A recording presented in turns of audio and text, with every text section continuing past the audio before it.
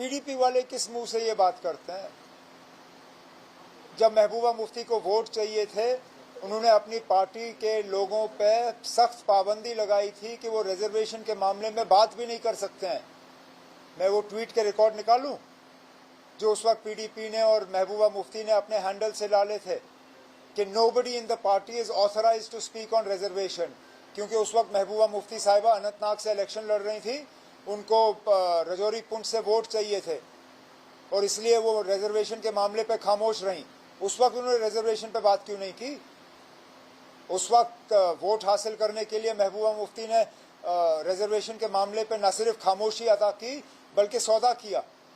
आज उनको अचानक रिजर्वेशन के मामले पे लोगों के साथ हमदर्दी नजर आ रही है।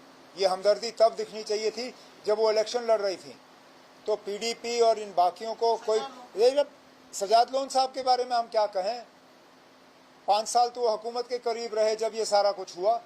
हम लोग तो बाहर थे, हम लोगों को सरकारी मकानों से निकाला गया, हमारी सिक्योरिटियां कम की गई।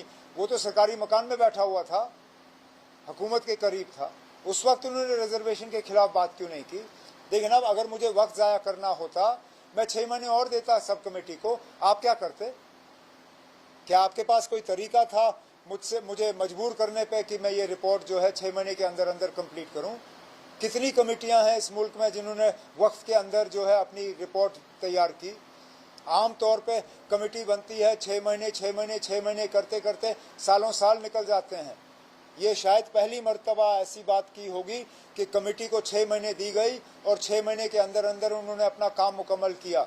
लेकिन रिपोर्ट को उसके बाद लॉ डिपार्टमेंट को एग्जामिन करना ही पड़ता है। आप इस प्रोसेस को हाईजैक नहीं कर सकते हो।